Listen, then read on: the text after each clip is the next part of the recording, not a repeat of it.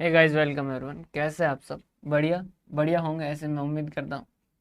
आज का जो सेशन है उसके अंदर हम बात करेंगे जॉइंट कॉस्ट को किस तरीके से ट्रीट किया जाता है जॉइंट प्रोडक्ट और बाय प्रोडक्ट के अंदर। सर, क्या होता है जॉइंट कॉस्ट, क्या होता है जॉइंट प्रोडक्ट, क्या होता है बाय प्रोडक्ट, सारा कुछ जो है वो इस सेशन के अंदर देखेंगे। सर, कैसा जाने वाला सेशन? बहुत ईजी जाने वाला है। इसके अंदर ज़्यादा लोड लो ऐसा कोई पॉइंट नहीं है। बहुत आसान आसान सा कॉन्सेप्ट है और आसानी से समझ आ जाएगा। ठीक है सर, चले हम हमारे बोर्ड पे। हाँ जी सर, चलिए ये लीजिए, हम हमारे बोर्ड पे आ गए। देखिए, इसके अंदर कॉन्सेप्ट नाम पे 3 कॉन्सेप्ट है। पहला है अपॉर्शनमेंट ऑफ जॉइंट कॉस्ट, कि जॉइंट कॉस्ट है उसका अपॉर्शनमेंट कैसे होगा। देखिए, जॉइंट कॉस्ट होता है क्या, पहले मैं चैप्टर का एक ओवरव्यू दे देता हूँ। देखिए, एक आप जब भी पढ़ते हो तो एक चीज़ हमेशा ध्यान रखिएगा, जब आप पढ़ाई कंप्लीट करके छोड़ते हो ना, उसको एकदम से मत छोड़िए। उसको लास्ट में 5 मिनट में रिवाइज जरूर कीजिए कि आपने क्या क्या पढ़ा अभी इस टाइम के अंदर। तो आपको एक बार वो रिवीजन हो जाता है, जल्दी हो जाता है, तो आपका अंडरस्टैंडिंग जो वो थोड़ी और ज़्यादा बेहतर हो जाती है। ठीक है सर, इसका ध्यान रखेंगे। बताइए सर, इस चैप्टर के अंदर क्या क्या बात करें हम चैप्टर की, तो सबसे पहला इसके अंदर जो है वो जॉइंट प्रोडक्ट के बारे में। सर, जॉइंट प्रोडक्ट क्या होता है? देखिए, कुछ प्रोडक्ट ऐसे होते हैं जो सेम प्रोसेस से चलते हैं लेकिन लास्ट में जाके अलग अलग हो जाते हैं। कुछ ऐसा होता है जिसके अंदर क्या होता है, सेम प्रोसेस से चलते हैं लेकिन लास्ट में जाके क्या हो जाते हैं, अलग अलग हो जाते हैं। उनको क्या कहा जाता है? जॉइंट प्रोडक्ट कहा जाता है। सर, फॉर एग्जाम्पल से बताइए। लाइक रिफाइनरी जो है, जैसे राजस्थान के अंदर पचपत्रा के अंदर इसकी क्या है, रिफाइनरी की वो लगी हुई है। तो वो नीचे से जो ज़मीन के अंदर से क्या करते हैं, ऑयल वगैरह एक्सट्रैक्ट करते हैं। तो वो ज़मीन से जब एक्सट्रैक्ट करते हैं तो वहाँ से क्या होता है, गैस भी निकलती, लिक्विड भी निकलती, फिर उनको प्रोसेस किया जाता है। फिर जो लिक्विड होता है उससे पेट्रोल भी बनता है, डीजल भी बनता है उसको रिफाइन करके, और उसके साथ साथ कुछ वेस्ट भी निकलता है। तो समझिएगा, सेम वही प्रोसेस हुआ, ज़मीन से एक्सट्रैक्शन का प्रोसेस सेम रहा, फिर उनको रिफाइनरिंग का वगैरह का सेम प्रोसेस रहा, और उसके बाद में एक जगह पे वो अलग अलग हुए, और फिर उनके ऊपर और आगे फर्दर प्रोसेस हो सकता है और आगे ना भी हो। लाइक ऑयल निकलने पेट्रोल निकलने के बाद भी पेट्रोल जो वो बढ़िया क्वालिटी का जो एरोप्लेन वगैरह में यूज होता है उसके लिए उसको और भी रिफाइन किया जा सकता है, या फिर एक जगह पे वो अलग होकर उनके ऊपर नॉर्मल काम भी किया जा सकता है ताकि वो सेलेबल यूनिट हो। तो यहाँ पर काम क्या होता है, कुछ हद तक तो क्या होता है, सेम प्रोसेस में चलता है, और फिर क्या होते हैं, वो अलग होते हैं। ठीक है सर, तो यहाँ इनको क्या कहा जाएगा, जो सेम प्रोसेस से निकल रहे आगे जाके अलग हो रहे हैं, इनको क्या कहा जाएगा, जॉइंट प्रोडक्ट। इनको क्या कहा जाएगा, जॉइंट प्रोडक्ट। सर, आपने एक वर्ड और आपने साथ में लिए जॉइंट प्रोडक्ट के साथ, बाय प्रोडक्ट। ये क्या होता है? देखिए, जॉइंट प्रोडक्ट और बाय प्रोडक्ट जो है वो है सेम ही कॉन्सेप्ट है, कि जैसा जॉइंट प्रोडक्ट होता है वैसा वैसा बाय प्रोडक्ट होता है, कि जो उसी प्रोसेस से साथ में निकल जाता है। वही सेम कॉन्सेप्ट है, बस ये है कि बाय प्रोडक्ट बेचारा उसकी ज़्यादा वैल्यू नहीं होती। बाय प्रोडक्ट जो होता है उसकी ज़्यादा वैल्यू नहीं होती। लाइक टाटा जो है वो क्या कर रहे थे, केमिकल प्रोड्यूस कर रहे थे बहुत, और अलग अलग वेराइटी के केमिकल जो प्रोड्यूस कर रहे थे प्रोसेस के जरिए। वहाँ पर उन्होंने क्या किया, जो वेस्ट था वो उसको फेंकने से पहले उन्होंने चेक किया कि यार ये वेस्ट जो है वो क्या है, और जब उन्होंने चेक किया तो वो बढ़िया क्वालिटी का साल्ट था, नमक था बढ़िया क्वालिटी का। तो ये क्या हुआ, बाय प्रोडक्ट। अब नमक की उतनी वैल्यू नहीं है जितना वो केमिकल बना रहे हैं, लेकिन वो भी एक प्रोडक्ट तो निकल रहा है। फिर इन्होंने क्या किया, उसको सेल करना शुरू कर दिया। तो ये क्या हो गया, बाय प्रोडक्ट हो गया। या फिर लाइक आप दूसरा एग्जाम्पल और देखें, रिफाइनरी वाले केस के अंदर हमने वहाँ से एक्सट्रैक्ट किया और उससे पेट्रोल डीजल और ये एलपीजी वगैरह ये सारा सारा निकले, ये तो मेन प्रोडक्ट। उसके साथ साथ जो वेस्ट निकला उसको हमने चेक किया, तो वो जो था वो क्या था, ग्लिसरीन था। वो क्या था, ग्लिसरीन था।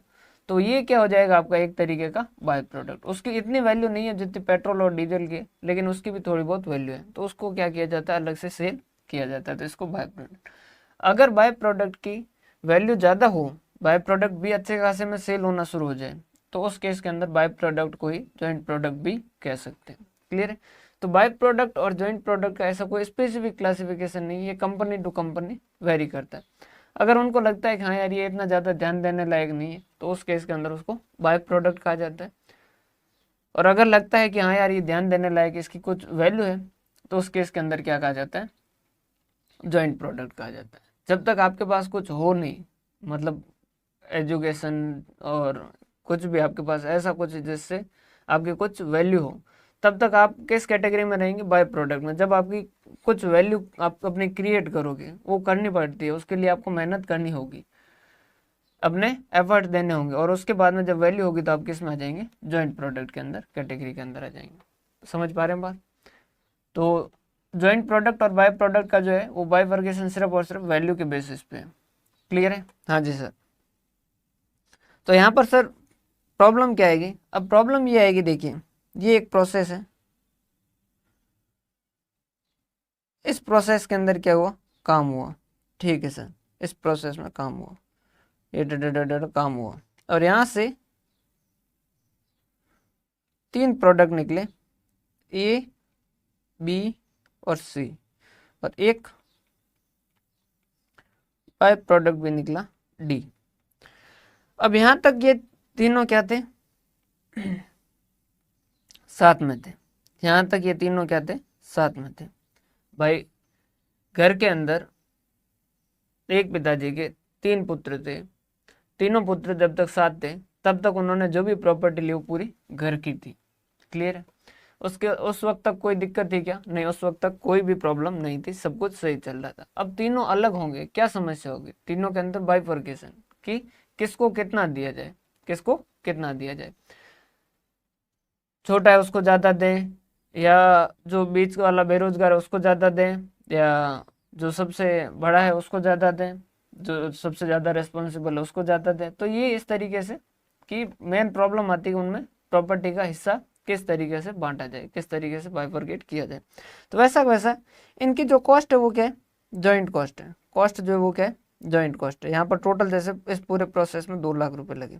अब इस 2 लाख रुपए को क्या करना है, ए में, बी में, सी में और डी में बांटना है। क्लियर है? ए बी सी और डी के अंदर बांटना है।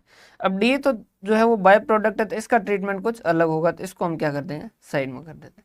अभी हम जॉइंट प्रोडक्ट के अंदर देखते हैं कि ये जो 2 लाख रुपए इनको ए बी और सी में कैसे डिस्ट्रीब्यूट करें। समझ पा रहे हैं बात? अलग अलग मेथड है, आपको उन मेथड के बारे में देखना, बहुत आसानी से देखते से ही समझ आ जाएंगे, कोई खास प्रॉब्लम वाली बात आएगी नहीं। एक इलस्ट्रेशन से अपन सारे एग्जाम्पल को कर लेंगे, ताकि आपको वही इलस्ट्रेशन से देखोगे तो आप कंपैरिजन भी अच्छे से कर पाओगे। क्लियर है? तो ये सारा का सारा इसके अंदर देखने वाले हैं। बहुत आसान सा कॉन्सेप्ट है, बहुत आसान सा चैप्टर है, बहुत आसानी से आपको समझ आ भी जाएगा। देखिए ये एक हम इलस्ट्रेशन लेते हैं, प्रोसेस 1, जिसके अंदर जॉइंट कॉस्ट जो है वो लगी 80,000, जिसमें से वेरिएबल कॉस्ट है 60,000 और फिक्स कॉस्ट जो है वो 20,000। टोटल जॉइंट कॉस्ट जो लगी है वो कितने लगी, 80,000 की, जिसमें से वेरिएबल कॉस्ट कितनी, 60,000 और फिक्स कॉस्ट कितनी, 20,000। ठीक है सर? हाँ जी सर, सही है, कोई दिक्कत वाली बात नहीं। अब इस प्रोसेस का आउटपुट क्या था, इस प्रोसेस से जब इन्होंने काम किया तब इनका आउटपुट निकला, इनका आउटपुट जो है वो एक तो निकला ए और एक निकला बी। ए जो है इसकी कितनी यूनिटें तैयार हुई है, 500 यूनिट। इसकी कितनी यूनिटें तैयार हुई है, 500, और जिसकी सेल प्राइस कितनी, 200 रुपये। बी की कितनी यूनिटें तैयार हुई है, 300, और उसकी सेल प्राइस कितनी, 150। इसके बाद में प्रोसेस जो ए यूनिट है उनको प्रोसेस 2 में ट्रांसफर किया जाता है, जहाँ पर कॉस्ट लगती है 10,000, और फिर प्रोसेस 2 से ए की 400 यूनिट ही बाहर निकलती है। सर ऐसा क्यों, 500 की जगह 400? जरूरी नहीं कि इनपुट आउटपुट रेशियो हमेशा 100 ही हो, कि 100 का इनपुट दिया जाए तो 100 ही आउटपुट निकलेगा। समझ पा रहे हो बात? जैसे आपने अगर मैं बताऊं कौन सी सब्जी, जैसे पापड़ वगैरह की सब्जी होती है, या फिर सेव टमाटर की सब्जी होती है, तो आप उनको जितना सब्जी के अंदर रॉ मटेरियल डालोगे उतना नहीं रहेगा, लास्ट के अंदर सब्जी जो वो इतनी सी हो जाएगी। अगर आप बाहर रूम लेके रहे हो तो शायद मेरे हिसाब से यही सब्जी आपने तो बनानी सीखी होगी, सबसे आसान भी यही होती है। तो उनके अंदर आप देखोगे कि सब्जी जब वो उसके अंदर डालते हैं तब तो बहुत ज़्यादा डालते हैं, लेकिन लास्ट के अंदर बचती बहुत कम है। या सेव टमाटर तो फिर भी उतना रहता है। ये आपने पालक वगैरह की देखी होगी, पालक वगैरह की अगर सब्जी आपने बनाई हो तो उस केस के अंदर आपने देखा होगा कि इतनी सारी पालक डाले और लास्ट में सब्जी बने तो इतनी सी बचे। समझ पा रहे हो? तो इनपुट आउटपुट रेशियो हमेशा जरूरी नहीं है कि जितना आपने इनपुट दिया उतना का उतना आउटपुट हो। तो यहाँ 500 यूनिटों का इनपुट दिया और एक ही 400 यूनिट का आउटपुट हुआ। सेल प्राइस जो वो 400 रुपये, और सेलिंग एंड डिस्ट्रीब्यूशन इसके बेचने के लिए यहाँ पर 20,000 लग रहे हैं, और प्रॉफिट जो है इनका 15,000 रुपये का इन्होंने टारगेट कर रखा है। वैसे ही प्रोसेस 3 के अंदर कॉस्ट जो है वो लगी 8000, फिर बी की 300 यूनिट निकली और उसकी सेल प्राइस जो वो 300 है, सेलिंग एंड डिस्ट्रीब्यूशन 15,000 और प्रॉफिट जो वो 5,000। क्लियर है? हाँ जी सर क्लियर है, यहाँ तक हमें कोई भी समस्या नहीं है। ठीक है, अब सबसे पहला मेथड आता है फिजिकल यूनिट मेथड। पहला मेथड कौन सा आता है? Physical unit method. बहुत आसान, बहुत ही सिंपल बात कहता है बेचारा, मतलब सीधी बात कहता है। ये क्या कहता है कि भाई साहब आपके कॉमन खर्चे कितने? 80,000। यूनिट है कितनी कितनी तैयार हुई? हमने कहा इस 80,000 के अंदर भाई ए की जो है वो 500 यूनिट और बी की जो है वो 300 यूनिट तैयार है। उन्होंने कहा इस 80,000 को 500 और 300 के रेशियो में, 500 और 300 के अनुपात में बांट दीजिए। हमने कहा ठीक है, 80,000 गुणा 500 भाग 800, 80,000 गुणा 300 भाग 800, 50,000 और 30,000। हमने कहा लेकिन ये यहाँ आगे जाके तो 400 है। उन्होंने कहा आगे वागे का मत देखो, यहाँ आप जब प्रोसेस से जब अलग हुए हो तब जो उनके यूनिट है उसके रेशियो में कॉस्ट बांट दो। सर इसको यहाँ लिख दे तो? हाँ जी लिख दीजिए। जब कॉमन प्रोसेस से निकले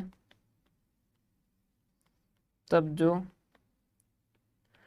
यूनिट्स थी उनके रेशियो अनुपात में बांट दे, उनके अनुपात के अंदर बांट दे। ठीक है सर। उसके बाद में नेक्स्ट है average unit cost method. Average unit cost method ये क्या कहता है? एवरेज यूनिट कॉस्ट मेथड देखिए, ये एवरेज यूनिट कॉस्ट मेथड और फिजिकल यूनिट जो है ये दोनों जब आप पढ़ोगे तब आप कहोगे कि यार दुनिया में इतने बेवकूफ़ भी होते हैं क्या? इसने वही बात की बस अलग तरीके से कही। मतलब कैसे? उन्होंने कहा देखो आप क्या करो, सबसे पहले एवरेज कॉस्ट कैलकुलेट करो। सबसे पहले क्या करो? Average cost per unit calculate करो। हमने कहा वो कैसे?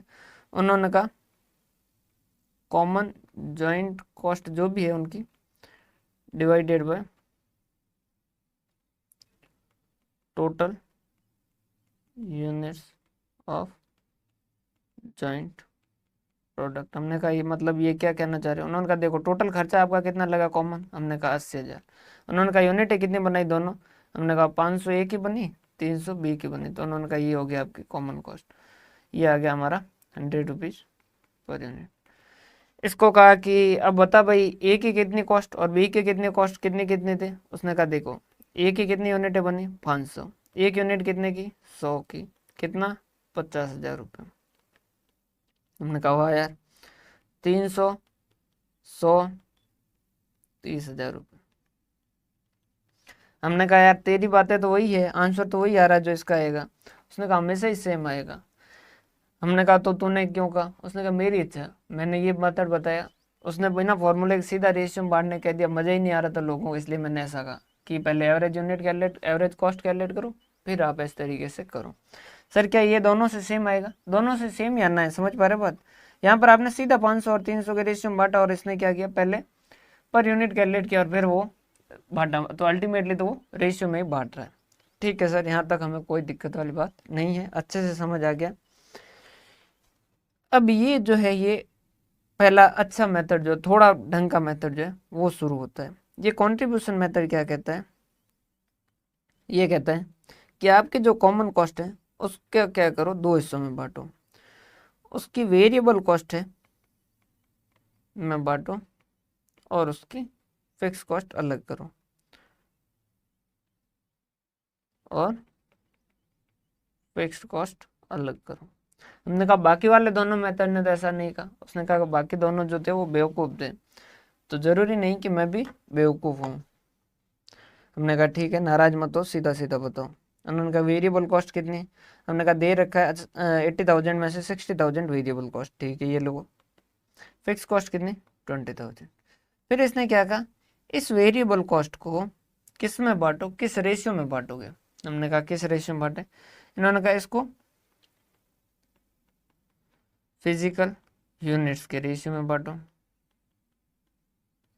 हमने कहा वो ठीक है भाई बांट देंगे। और हमने कहा फिक्स कॉस्ट को, उसने कहा कि इसको कंट्रीब्यूशन के रेशियो में बांटो। हमने कहा जैसे मतलब करके बताइए एक बार, ये इसको पूरा सॉल्व करके बताइए तभी मानेंगे हम आपको। इसमें थोड़ी जगह ज़्यादा चाहिए इसलिए हम जगह ले लेते हैं। ये लीजिए, ये लीजिए जगह ही जगह, ये एरिया इसका दिला दिया अपन ने, इसको दिला दिया, ठीक है। हाँ जी, देखिए ये है ए, ये है बी, 500 300। वेरिएबल कॉस्ट कितनी है सर? वेरिएबल कॉस्ट है 60,000। इसको कैसे बांटना है? इनके फिजिकल यूनिट के रेशियो में बांट दो भाई। 60,000 मल्टीप्लाई बाय 500 भाग 800, 60,000 मल्टीप्लाई बाय 300 भाग 800, कितना हो गया? 60,000 multiply by 500 divide by 800, 37,500। 60,000 multiply by 300 divided by 800, कितना? 22,500। हमने कहा ठीक है, ये हमने बांट दिया, यहाँ तक हमें कोई भी प्रॉब्लम नहीं है। ये आपने कहा हमने बांटा, ठीक है। हमने कहा अभी तो वो बांटना बाकी है, फिक्स कॉस्ट का बांटना तो बाकी पड़ा। उन्होंने कहा फिक्स कॉस्ट के लिए भी हमने तो कहा ही कंट्रीब्यूशन रेशियो। हमने कहा कंट्रीब्यूशन कैसे निकालेंगे? उन्होंने कहा मार्जिनल नहीं पढ़े हो? हमने कहा पढ़े। तो उन्होंने कहा फिर काहे चिंता कर रहे हो, करो उसके हिसाब से। हमने कहा एरिया और चाहिएगा? उन्होंने कहा ले लो। किसने मना किया? समझ पा रहे हैं बात? हाँ जी सर, ये लीजिए, ये तो हो गया वेरिएबल कॉस्ट का बाइफर्केशन। वेरिएबल कॉस्ट का बाइफर्केशन। अब फिक्स कॉस्ट का बाइफर्केशन करने के लिए अपने को क्या चाहिए? कंट्रीब्यूशन का रेशियो चाहिए। तो इनकी सेल्स वैल्यू चाहिए कि? हाँ जी सर, सेल्स वैल्यू कितनी कितनी? इसकी 500 यूनिट है 200 के हिसाब से, तो कितना हो गया? 500 यूनिट 200 के हिसाब से, और इसकी जो है वो 300 यूनिट 150 के हिसाब से। 300 यूनिट 150 के हिसाब से। 5 दूनी 10, ये हो गया 10, 2020, मतलब ये हो गया 1 लाख रुपए। 15 तीन 45,000 रुपये लेस वेरिएबल कॉस्ट। कितना कितना भाई? सर अभी ऊपर ही तो बांटा है, 37,500, 22,500। हमने कहा हाँ यार, ये हो गया आपका कंट्रीब्यूशन। 1 लाख में से 37,500 गए, कितना बचा? 62,500। और यहाँ कितना बचा? 45,000 माइनस 22,500, कितना बचा? 22,500। हमने कहा फिक्स कॉस्ट को कैसे बांटे? उन्होंने कहा फिक्स कॉस्ट को आप बांट दो इसी रेशियो में। हमने कहा कैसे? इन्होंने कहा पहले दिन का टोटल कर दो, 62,500, कितना हो गया टोटल? 85,000। इन दोनों का ना रेशियो बांटने के लिए चाहिए कंट्रीब्यूशन का रेशियो, तो ये इसका और इसका टोटल जो ये हो गया, ठीक है सर। फिक्स कॉस्ट कितनी है सर? 20,000 है। इस 20,000 को कैसे बांटना है? ए को कितना देना है? इसको ऐसे लिखते हैं, ए को कितना देना है? पेन जो है वो कलर चेंज कर देते हैं ताकि आपको समझ आए। ए को कितना देते हैं सर? ए को देना है 20,000 में से इसको देते हैं अपन 62,500 आउट ऑफ 85,000। 85,000 में से 62,500 का प्रपोर्शन इसका है। और रही बात बी की, तो बी का है 20,000 गुणा 22,500 भाग 85,000। तो कितना कितना हो गया? 20,000 गुणा 62,500 डिवाइडेड बाय 85,000। ये हो गया आपका 14,705। और ये हो गया आपका 5,295।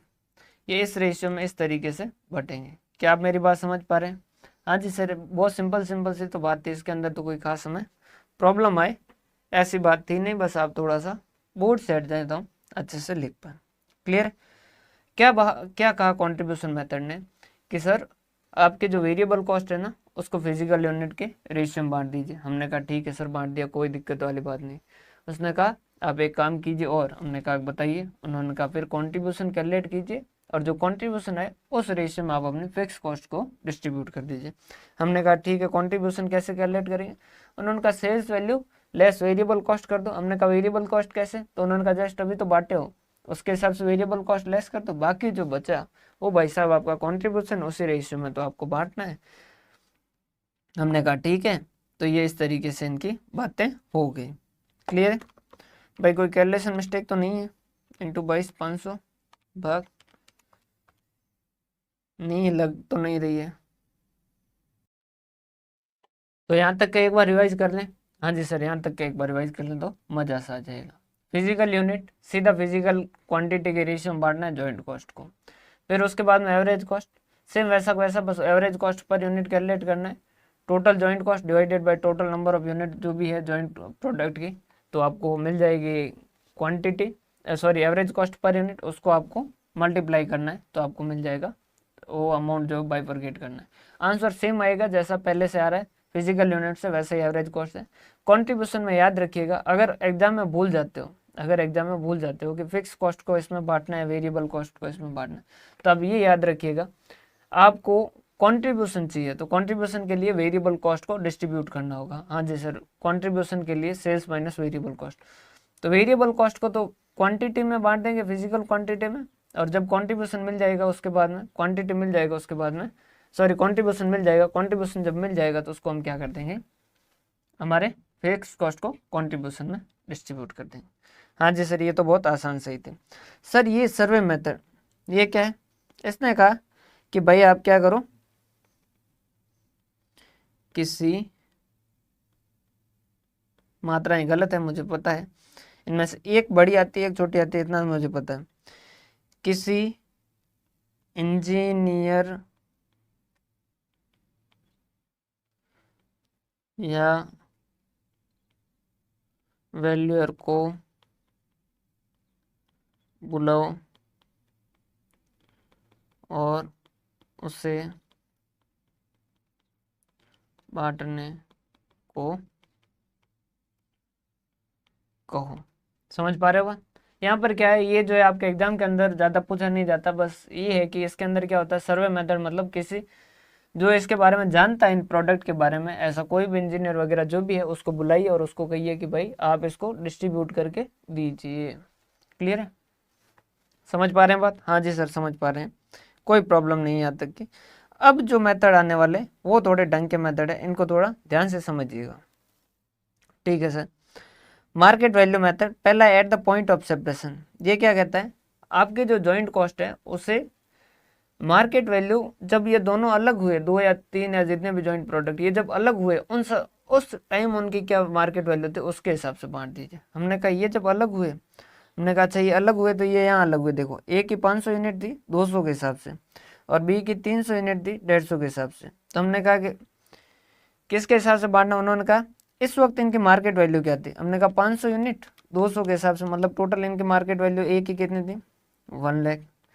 बी जो है वो सेल हुआ उस वक्त, अगर बाहर निकलते से प्रोसेस है, कॉमन प्रोसेस है, उस वक्त उसकी मार्केट वैल्यू क्या थी, 300 यूनिट थी 150 के हिसाब से, तो 45,000। कितना? 45,000।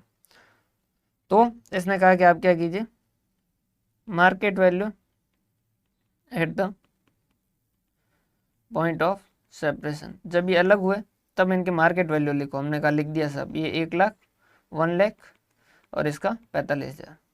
क्लियर है? हाँ जी सर। फिर इन्होंने कहा कि आपकी जो जॉइंट कॉस्ट है उसको इस तरीके से बांटोगे। हमने कहा कैसे, उन्होंने कहा ए और बी इन दोनों में इस रेशियो में बांट दोगे। ये टोटल कितना, 1,45,000, तो इस रेशियो में 1,45,000 के रेशियो में बांट दोगे। हमने कहा ठीक है सर, हम बस सिर्फ बस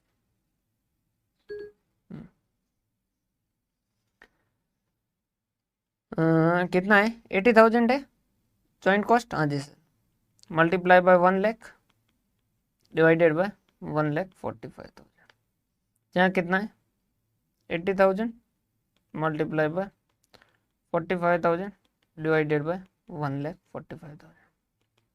सर ये तो बहुत आसान सा मेथड था बेचारा, ये पूरा चैप्टर बहुत आसान सा, डिवाइडेड बाय 1,45,000 टू लाख, ये हो गया 55, 172 और 45,000, ये हो गया 24,827। क्लियर है क्या यहाँ तक? हाँ जी सर क्लियर है। फिर मार्केट वैल्यू देखिए, मार्केट वैल्यू के अंदर ही तीन मेथड है, मार्केट वैल्यू में ही तीन मेथड। एक तो market value at the point of separation, जब ये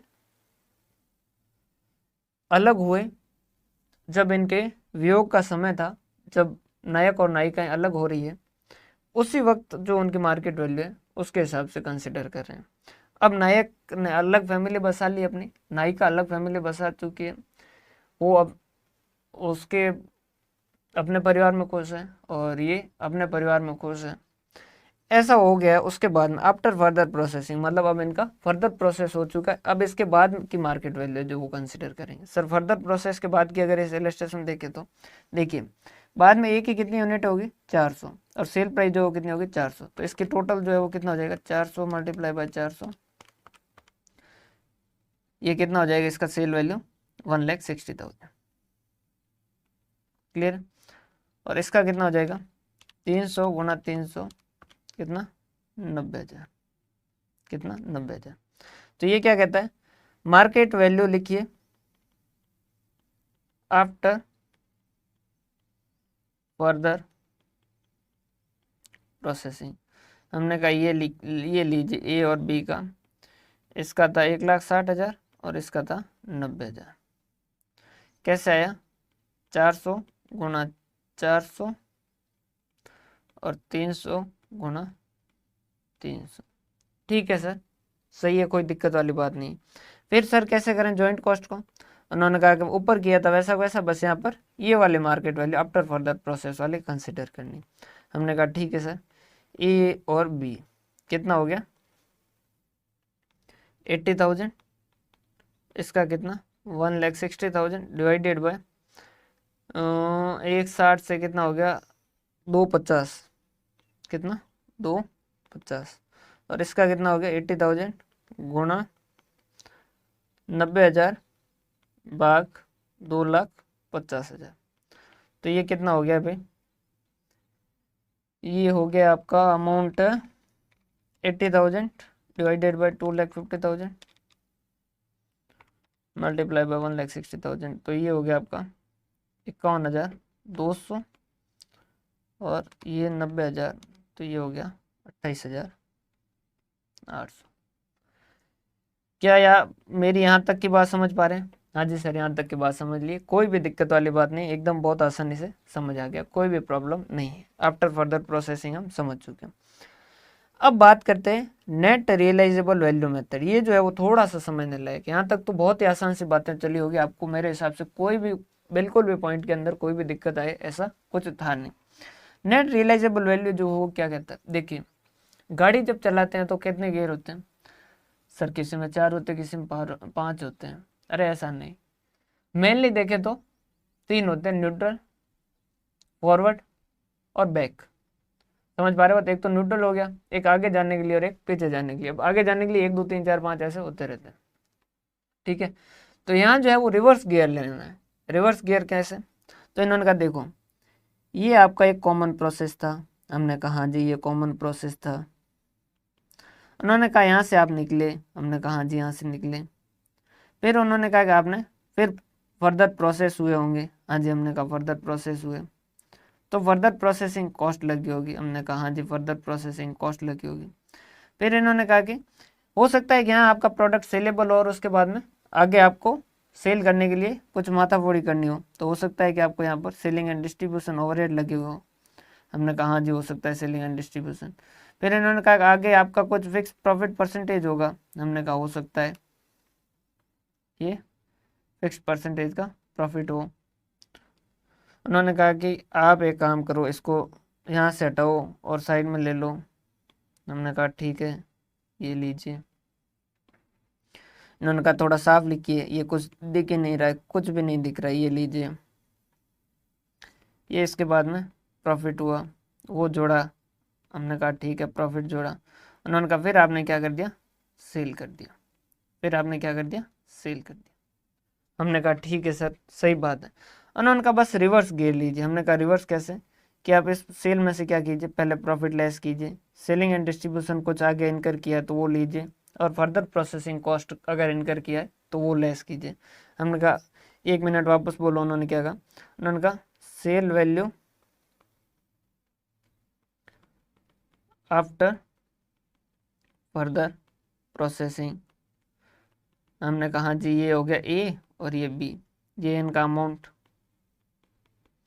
उसमें से उन्होंने कहा कि अब वापस रिवर्स गियर लीजिए। हमने कहा रिवर्स गियर मतलब, उन्होंने कहा कि क्या क्या जोड़े थे, हमने कहा प्रॉफिट जोड़े थे। उन्होंने कहा उसको लेस करो। हमने कहा किया। उन्होंने कहा कि और क्या जोड़ा, हमने कहा सेलिंग एंड डिस्ट्रीब्यूशन जोड़े। उन्होंने कहा लेस करो। हमने कहा किया। उन्होंने कहा फर्दर प्रोसेसिंग कॉस्ट भी तो इनकर किए थे। हमने कहा किया। तो उन्होंने कहा कि ये भी लेस करो। हमने कहा किया। बोलो और, तो उन्होंने कहा ये जो है ना, ये अब आपके पास है, ये क्या है बताओ इसका नाम। हमने कहा क्या है इसका नाम। इन्होंने कहा इसका नाम है नेट रियलाइजेबल वैल्यू। इसका नाम क्या है, नेट रियलाइजेबल वैल्यू।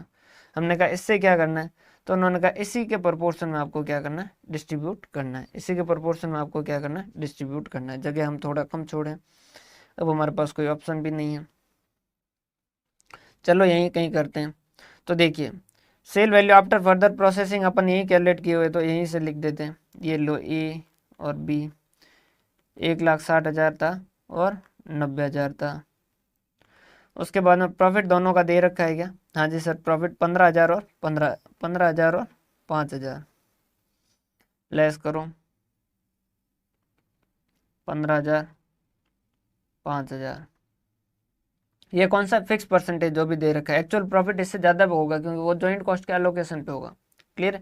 और कई बार आपको प्रॉफिट ना दे क्वेश्चन, तो आपको क्या करना होता है, जॉइंट कॉस्ट को अकेला करके टोटल प्रॉफिट आप कैलकुलेट कर सकते हैं क्या। हाँ जी सर, कैसे कैसे मतलब समझिए भाई, आपके पास ये पता नहीं है कि 80,000 में ए का कितना बी का कितना, लेकिन आपको टोटल तो पता है ए और बी का कितना है 80,000। वैसा वैसा ए और बी का टोटल फर्दर प्रोसेसिंग कॉस्ट पता है क्या, हाँ जी।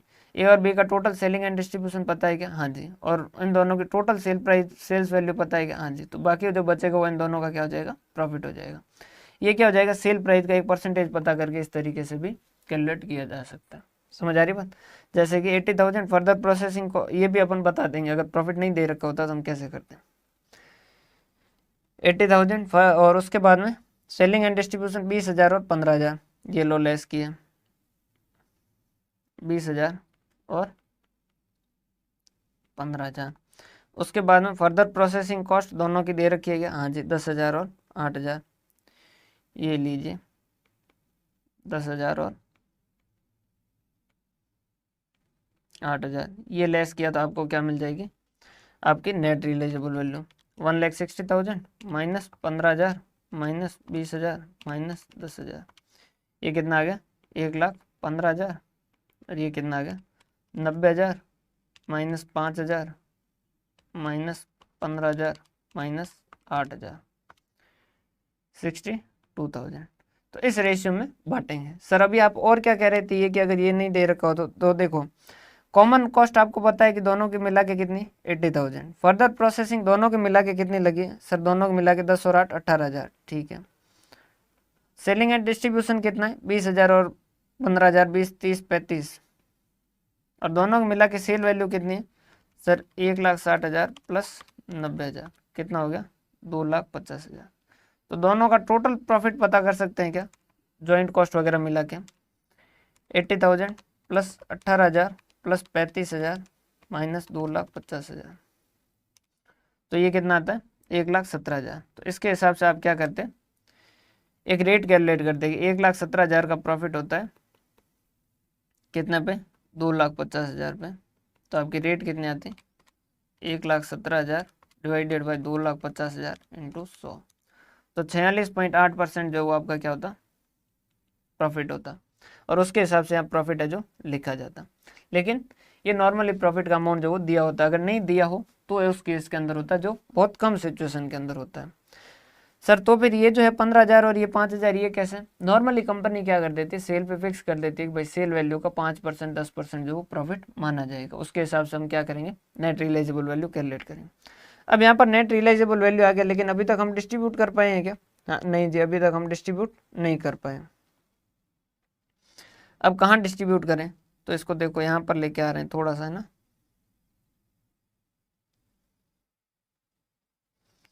एक मिनट रुको,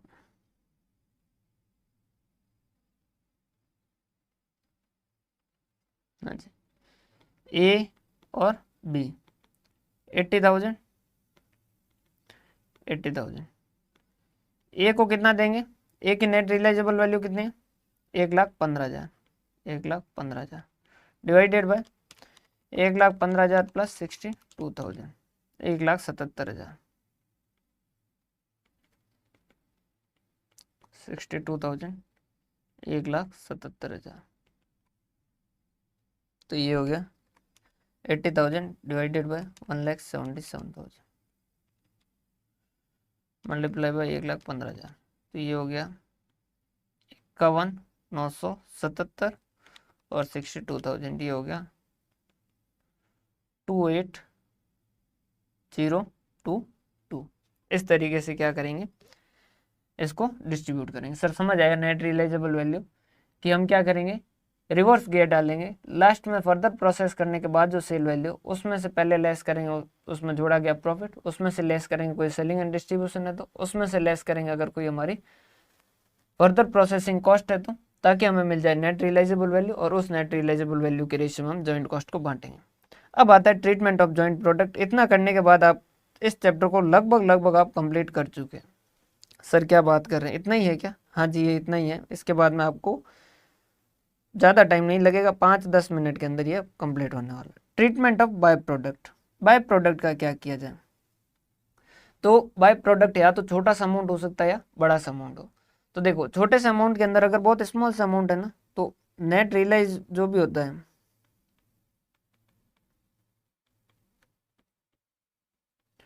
वैल्यू को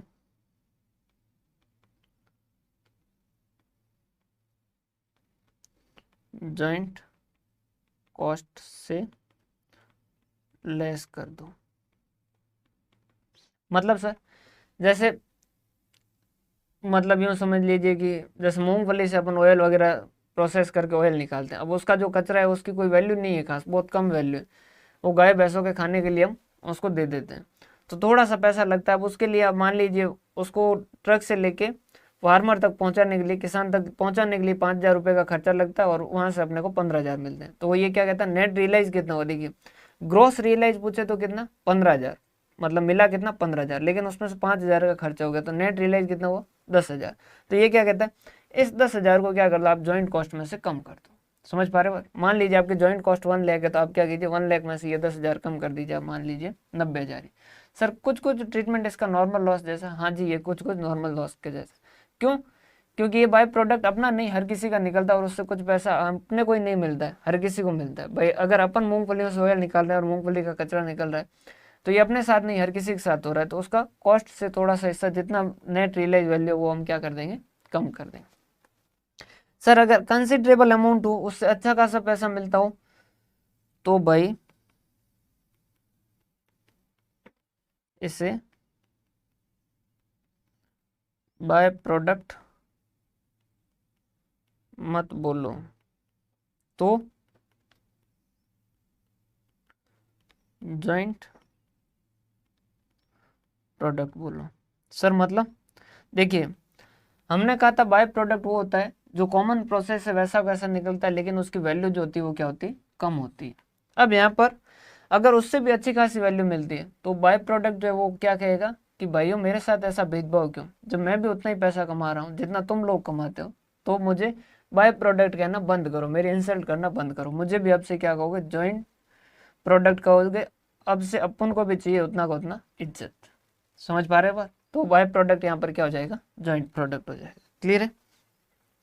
डिसीजन अबाउट फर्दर प्रोसेस और नोट, एक क्वेश्चन ये भी पूछा जा सकता है कि फर्दर प्रोसेस किया जाए या नहीं किया जाए। भाई कॉमन सेंस की बात है, प्रॉफिट होगा, अगर फायदा दिख रहा है तो हम क्या करेंगे, करेंगे फर्दर प्रोसेस, और अगर फायदा नहीं दिख रहा है तो हम फर्दर प्रोसेस नहीं करेंगे।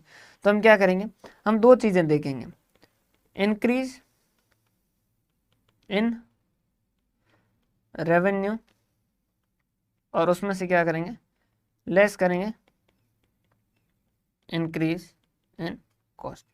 कि फर्दर प्रोसेस करने से रेवेन्यू में कितना इंक्रीज हुआ और फर्दर प्रोसेस करने से कॉस्ट में कितना इंक्रीज हुआ।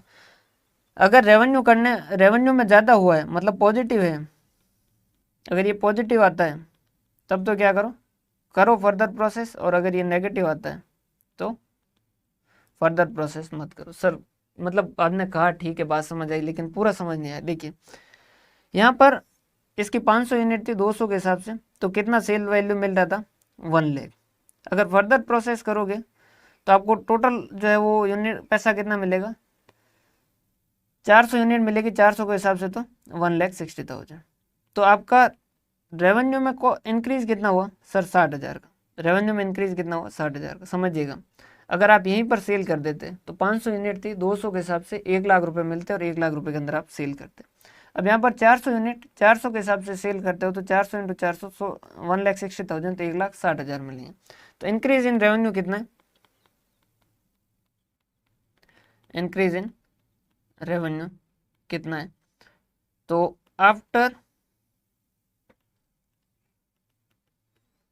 फर्दर प्रोसेस ए और बी, आफ्टर फर्दर प्रोसेस इसको मिलता है 1,60,000 और बिफोर फर्दर प्रोसेस इसका कितना मिलता है 1 लाख।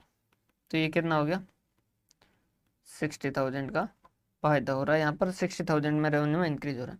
यहाँ 300 इंटू 150 के हिसाब से कितना 45,000 मिल रहा था, फर्दर प्रोसेस करने के बाद 300 इंटू 300 कितना मिल रहा है 90,000। तो आफ्टर फर्दर प्रोसेस कितना मिल रहा है 90,000, और अगर फर्दर प्रोसेस नहीं करते तो 45,000। तो फर्दर प्रोसेस करने की वजह से आपको रेवेन्यू में कितना इंक्रीज हुआ 45,000।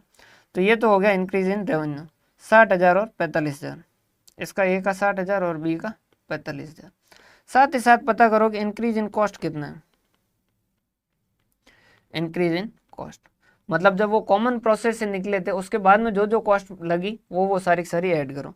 तो हमने कहा उसके बाद में देखिए एक तो ये फर्दर प्रोसेसिंग कॉस्ट लगी, एक सेलिंग एंड डिस्ट्रीब्यूशन लगी। प्रॉफिट कंसीडर करेंगे क्या, नहीं, कॉस्ट कितनी लगी, प्रॉफिट तो अपन एज्यूम कर रहे हैं भाई 5% 10% जो भी, ये 15,000 जो अपने कंपनी के हिसाब से माना गया है, वो नेट रियलाइजेबल में जरूर कंसिडर करते हैं वहाँ पर जॉइंट कॉस्ट को डिस्ट्रीब्यूट करने के लिए। बाकी एक्चुअल कॉस्ट लगी है क्या, नहीं, एक्चुअल कॉस्ट कितनी लगी है, तो सर एक्चुअल कॉस्ट लगी है आपकी, फर्दर प्रोसेसिंग कॉस्ट लगी है आपकी ए की और बी की, कितनी कितनी लगी है सर 10,000 और 8,000,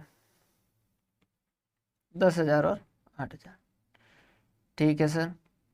और उसके अलावा सर लगी है सेलिंग एंड डिस्ट्रीब्यूशन। अगर यहीं पर सेल कर देते तो ये नहीं लगता, और सेलिंग एंड डिस्ट्रीब्यूशन आगे किया उसकी वजह से सेलिंग एंड डिस्ट्रीब्यूशन लगा 20,000 और 15,000, 20,000 और 15,000, तो 30,000 और 15 से 20 और 3 23, तो देखिए कितना हो गया 30,000 और 23,000, 30,000 और 23,000। अब आप खुद ही सोचिए, आपको कहा कि फर्दर प्रोसेस करोगे ना तो आपका रेवेन्यू बढ़ेगा 60,000 से, कॉस्ट बढ़ेगी 30,000 से, तो आप क्या कहोगे, हाँ जी भाई साहब फर्दर प्रोसेस करो, क्यों फर्दर प्रोसेस करेंगे तो 30,000 का फायदा है, मुनाफा, यही तो बिजनेस है। 2 के अंदर लाए और 2 के से 3 में बेच पा रहे हैं, 2 से ज़्यादा कितना भी 2.01 में भी बेच पा रहे हैं तो भी हम क्या करेंगे, उसको करेंगे क्योंकि फायदा हो रहा है। समझ आ रही बात। तो यहाँ कॉस्ट कितनी बढ़ रही 30,000 से और रेवेन्यू कितने से बढ़ रहा है 60,000 से। बी वाले में देखें तो 45,000 माइनस 23 मतलब 22,000, यहाँ भी नेगेटिव नहीं आ रहा है पॉजिटिव आ रहा है, तो इसको भी क्या करेंगे फर्दर प्रोसेस करेंगे, कितना 23,000, इसको भी करेंगे। अगर किसी का यहाँ पर मान लीजिए ये जो अमाउंट है और इसमें से ये लेस करने के बाद ये अमाउंट जो अगर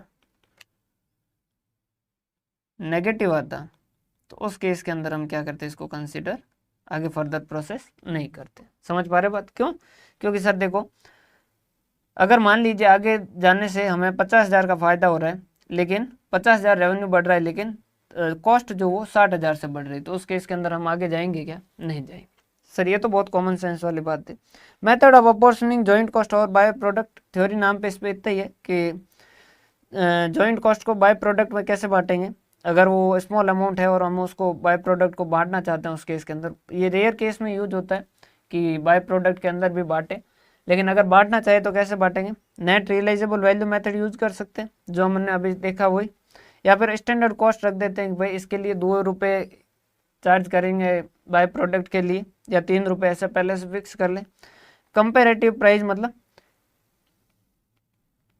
इसके जैसे कि प्राइस, ये जो बाय प्रोडक्ट है इसके जैसे कि जो बाय प्रोडक्ट है उसकी वैल्यू के हिसाब से क्या करेंगे, हम इनको डिस्ट्रीब्यूट कर देंगे। यहाँ पे रीयूज, अगर इसे दोबारा रीयूज करें तो जो वैल्यू उसमें, देखिए नॉर्मली तो क्या करते हैं, बाय प्रोडक्ट अगर स्मॉल अमाउंट तो हम क्या कर देते हैं, कॉस्ट में से कम कर देते हैं, और कंसिडरेबल अमाउंट तो जॉइंट प्रोडक्ट करते हैं। लेकिन कई बार कुछ कंपनियां जो वो क्या करती है, बाय प्रोडक्ट के अंदर भी अमाउंट जो वो डिस्ट्रीब्यूट करती है। तो बाय प्रोडक्ट में डिस्ट्रीब्यूट करने के लिए वो क्या करते हैं, या तो net realisable value method use करते हैं, या फिर उसका मतलब उसकी नेट रियलाइजेबल वैल्यू उसकी भी लेंगे, या फिर स्टैंडर्ड कॉस्ट रख लेते हैं भाई इसको, इसकी कॉस्ट जो वो जैसे 80,000 जो वो आपकी टोटल जॉइंट कॉस्ट है। अब आपने कहा कि बाय प्रोडक्ट आपका ये 100 यूनिट है और इसका 2, तो ये आपने मान लिया कि 200, तो आप क्या कहोगे, इस 80,000 में से 200 की कॉस्ट जो बाय प्रोडक्ट की, बाकी जो है वो 79,800 जो वो बाकी जॉइंट प्रोडक्ट की। तो ये ऐसा स्टैंडर्ड रेट है जो फिक्स कर सकते हैं। या कंपेरेटिव प्राइस, ये जो 100 है इनके comparative price, in by product की कंपेरेटिव प्राइस पता किया कि ऐसे कैसे मार्केट के अंदर अगर प्रोडक्ट है तो वो कितने में, मान लीजिए वो 3 में, तो ये 300, तो उस केस में हम क्या कहेंगे इस केस के अंदर कि 80,000 में से 300 की जो कॉस्ट है वो बाय प्रोडक्ट की है, बाकी का जो है वो जॉइंट प्रोडक्ट की, वो डिस्ट्रीब्यूट कर देंगे। और रीयूज के अंदर कि अगर इसी को हम रीयूज करें कहीं और इसको इस्तेमाल करें बाय प्रोडक्ट को, तो वहाँ कितनी वैल्यू होगी कि सर अगर इसको यहाँ नहीं बेच के हम हमारे फैक्ट्री के अंदर यूज करें ना, तो ये एक उस जगह पे रॉ मटेरियल की जगह यूज हो पाएगा जहाँ पर ये 1 किलो 4 रुपये में आता है। तो उस केस के अंदर हम क्या करेंगे, मल्टीप्लाई बाय 4 के हिसाब से कितना, 400 की वैल्यू, तो हम क्या करेंगे कि 80,000 माइनस 400 जो है वो इसकी है, बाकी का जो है वो जॉइंट प्रोडक्ट में। उम्मीद करता हूँ समझ आ गया होगा। इसका क्वेश्चन जो वो कम ही आता है, लेकिन ये चारों मेथड जो उनके नाम जो आपको पता होने चाहिए और उनके बारे में बेसिक जो वो मैं आपको बता चुका हूँ। सर एक बार 5 मिनट के अंदर क्या चैप्टर रिवाइज कर लेगा? हाँ जी सर कर लीजिए। हमने कहा जॉइंट प्रोडक्ट बाय प्रोडक्ट बहुत ही आसान सा चैप्टर, शुरुआत में ये कहा कि बहुत ही आसान सा चैप्टर। सर ऐसा क्यों कहा? क्योंकि ये बहुत आसानी से समझ आ सकता है। जॉइंट कॉस्ट है हमारे पास प्रोसेस से, उसमें से कुछ कॉमन प्रोडक्ट है जो बाहर निकले, उनको हमें क्या करना है, बाइफरकेट करना है। कॉस्ट जो जॉइंट कॉस्ट है उनको उनके अंदर बाइफरकेट करना है। सबसे पहला मेथड फिजिकल यूनिट मेथड, वो क्या कहता है कि जो फिजिकल यूनिट है उसी रेशियो में बांट दीजिए। सेकंड एवरेज कॉस्ट, वो क्या कहता है, एवरेज कॉस्ट कैलकुलेट कीजिए। हमने कहा कैसे, उन्होंने कहा total joint cost divided by total joint product, वो आ जाएगी उससे एवरेज कॉस्ट, और उसको मल्टीप्लाई करोगे तो आ जाएगा। हमने कहा इसका आंसर फिजिकल यूनिट से सेम आएगा, उन्होंने कहा सेम ही आएगा। हमने कहा तुमने तो ये क्यों बोला? उसने कहा बोला तो बोला। उसके बाद में थर्ड जो वो कॉन्ट्रीब्यूशन मेथड, कॉन्ट्रीब्यूशन मेथड क्या कहता है कि पहले कॉन्ट्रीब्यूशन पता करो। हमने कहा कॉन्ट्रीब्यूशन पता करने के लिए तो वेरिएबल कॉस्ट को बाइफरकेट करना पड़ेगा। उन्होंने कहा हाँ, वो वेरिएबल कॉस्ट को तुम क्या कर दो, तुम्हारी जो फिजिकल यूनिट है उस रेशियो में बांट दो। हमने कहा ठीक है। फिर उन्होंने कहा फिर sales value minus variable cost जो बांटी वो लेस कीजिए तो कॉन्ट्रीब्यूशन मिलेगा।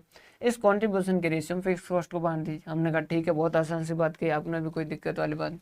फिर सर्वे मेथड, इन्होंने कहा किसी इंजीनियर को या वैल्यूअर को बुलाओ, उनको कहो कि बांट के दे दें। हमने कहा ये तो बहुत ही बढ़िया है। उन्होंने कहा फिर हमने कहा और कोई मेथड तो नहीं? उन्होंने कहा मार्केट वैल्यू पे बेस्ड 3 मेथड। हमने कहा कौन कौन से? उन्होंने कहा कि at the point of separation. हमने कहा ये क्या? उन्होंने कहा स्प्लिट ऑफ पॉइंट। हमने कहा ये क्या? उन्होंने कहा जब ये दोनों अलग हो रहे हैं, जब ये दोनों कॉमन प्रोसेस से बाहर निकले तब उनकी मार्केट वैल्यू जो है उस रेशियो में बांट दो। हमने कहा ठीक है। हमने कहा और कोई मार्केट वैल्यू बेस्ड मेथड? उन्होंने कहा आफ्टर फर्दर प्रोसेस। हमने कहा ये क्या? ये फर्दर प्रोसेस करने के बाद इनकी जो सेल्स वैल्यू होती है उस रेशियो में बांट दो। हमने कहा ये भी ठीक है। फिर हमने कहा नेट और कोई मेथड है मार्केट वैल्यू? उन्होंने कहा नेट रियलाइजेबल। हमने कहा ये मार्केट वैल्यू पे कैसे? उन्होंने कहा लास्ट कंप्लीट इसकी जो लास्ट में सेल होगी ना उसकी मार्केट वैल्यू लीजिए। हमने कहा ये लीजिए, ले ली। उसमें से उन्होंने कहा कि जब ये कॉमन हुए उसके बाद में इनके साथ जो जो जोड़ा गया ना वो सारा सारा वापस लेस करो। हमने कहा कि क्या क्या जोड़ा गया? उन्होंने कहा सबसे पहले तो आपने फर्दर प्रोसेस किया तो फर्दर प्रोसेस कॉस्ट जोड़ी। हमने कहा फिर इन्होंने कहा कि आपने सेलिंग एंड डिस्ट्रीब्यूशन के लिए कुछ खर्चे किए होंगे। हमने कहा फिर इन्होंने कहा कुछ आपके स्पेसिफाइड परसेंटेज प्रॉफिट जो है वो जोड़े हुए होंगे। हाँ जी, हमने कहा वो भी जोड़े। तो उन्होंने कहा कि इन तीनों को सेल से लेवर वापस लेस कर दीजिए। हमने कहा कि ये लो लेस कर दिया, तो उन्होंने कहा कि ये नेट रियलाइजेबल वैल्यू आ गई इस दिन की, मतलब इस दिन अगर ये सेल करते तो इतना पैसा रियलाइज होता, और इस रेशियो में कॉमन कॉस्ट को चेंज कर दीजिए। प्रॉफिट अगर ना दे रखा हो तो आप क्या करोगे, टोटल प्रॉफिट के हिसाब से परसेंटेज जो कैलकुलेट करके आप उतना प्रॉफिट है जो लेस करोगे। वैसे ये वाली सिचुएशन कम देखने को मिलती। उसके बाद में हमने कहा कि क्या ये चैप्टर कंप्लीट होता है, उन्होंने कहा नहीं, बाय प्रोडक्ट का क्या ट्रीटमेंट होगा। हमने कहा क्या ट्रीटमेंट होगा, उन्होंने कहा कि अगर स्मॉल अमाउंट है ना तो उसकी जो नेट रियलाइजेबल वैल्यू है वो कॉस्ट में से लेस कर देना, किसी को बताना मत। हमने कहा ठीक है, किसी को नहीं बताएंगे, स्मॉल अमाउंट है, नेट रियलाइजेबल वैल्यू जो है वो जॉइंट कॉस्ट से कम कर देंगे। हमने कहा अमाउंट बड़ा है तो भाई बाय प्रोडक्ट कहेगा कि हमको चाहिए फुल इज्जत, हमको चाहिए फुल इज्जत। हमको काहे को तुम बाय प्रोडक्ट कहते हो, जब हम भी वैल्यू बराबर लेके आए। तुम कह रहे थे तुम बाय प्रोडक्ट हो क्योंकि तुम वैल्यू कम है, अब जब मैं वैल्यू बराबर ला रहा हूँ तो मुझे बाय प्रोडक्ट क्यों कह रहे हो। तो हमने कहा कि ठीक है, तुमसे बाय प्रोडक्ट नहीं कहेंगे, उसे भी जॉइंट प्रोडक्ट कहेंगे, ठीक है।